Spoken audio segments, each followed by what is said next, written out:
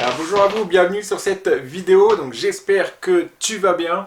Alors je vais te raconter un petit peu justement le déroulement là, des choses qui se sont passées depuis mes débuts dans le dropshipping, le e-commerce. Donc cette semaine je me suis encore énormément formé et ça je l'explique à chaque fois dans chaque vidéo. Il faut vraiment au début bouffer beaucoup de contenu, beaucoup d'informations pour pouvoir derrière avoir les résultats. Ce qui s'est passé c'est que j'ai mis en place des campagnes qui commençaient à générer du trafic, qui commençait à générer de l'ajout au panier. Et je me suis rendu compte qu'aujourd'hui, depuis lundi, donc c'est une erreur, que le bouton passer à la caisse était invisible sur mon site. Alors allez savoir ce qui s'est passé, puisque ça fonctionnait la semaine dernière. Allez savoir ce qui s'est passé entre temps, j'en ai aucune fucking d'idée. Mais je peux vous dire que là, j'ai dû couper toutes les campagnes qui étaient en place, qui commençaient justement à générer du trafic, à générer de l'intérêt. Et derrière, malheureusement, eh bien là, je suis en attente avec le support. Je vais être le seul gars, je sais pas, peut-être de Shopify, qui rencontre une faille comme ça dans le bouton passer à la caisse. Mais voilà, comment voulez-vous que les gens achètent si le bouton passer à la caisse était complètement en fait invisible? Alors je peux vous dire que ça, quand vous passez des dizaines d'heures à peaufiner votre stratégie, à peaufiner vos descriptifs produits, et que derrière vous vous rendez compte que ce putain de bouton ne fonctionne pas, je peux vous dire que c'est vraiment derrière quelque chose d'assez difficile. Mais c'est pas grave, j'attends des nouvelles du support.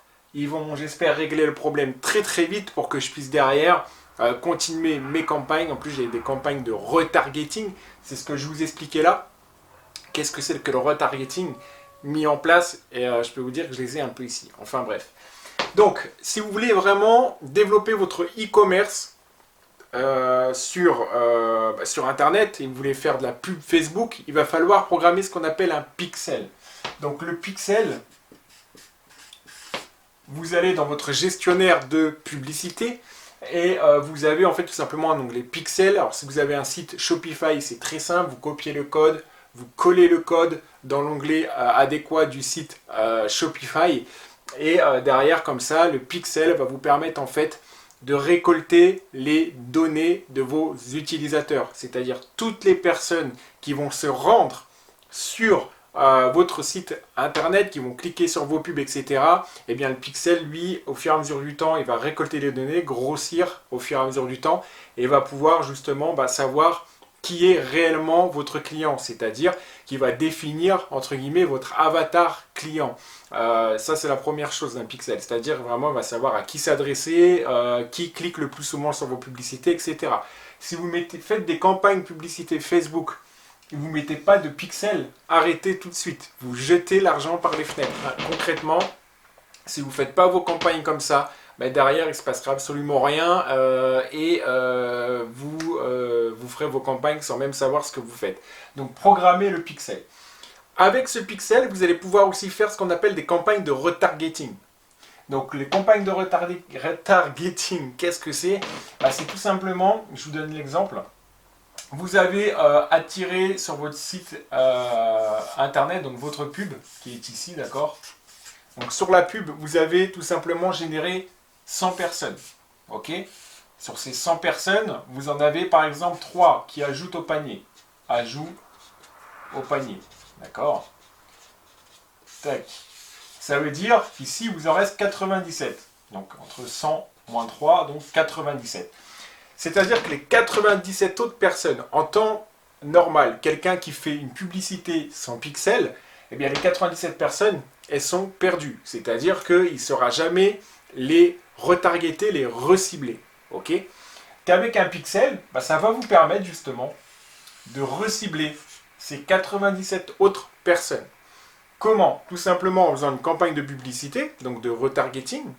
Et bien derrière, vous allez demander tout simplement, vous allez faire une autre pub. Et bien, une autre pub par exemple numéro 2, qui recible ces 97 personnes. Ok? Donc tout simplement, votre pixel, lui, plus il a d'informations, plus il va grossir, plus il va savoir à qui s'adresser.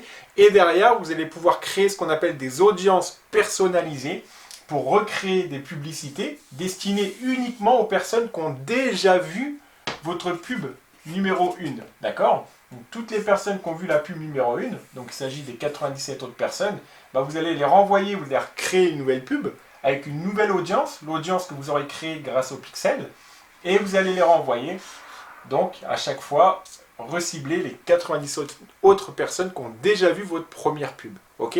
Pour les inciter justement à acheter en leur disant attention, ça se termine bientôt, fin de l'offre dans tel temps ou tel temps, etc. Ok? Donc voilà, si vous ne mettez pas de pixels sur Facebook, arrêtez de faire de la pub. Arrêtez de faire de la pub. Vous bouffez de l'argent pour rien, vous jetez l'argent par les fenêtres et ça n'aboutira à rien du tout. Ok? Donc voilà, pour ma part, je suis toujours en route vers mon objectif de 10 000 euros de chiffre d'affaires en un mois. Donc je compte y aller par palier, faire 3 000, 4 000, 6 000 et 10 000. Mais j'espère en tout cas les faire cette année. C'est un objectif, donc dans les mois qui suivent.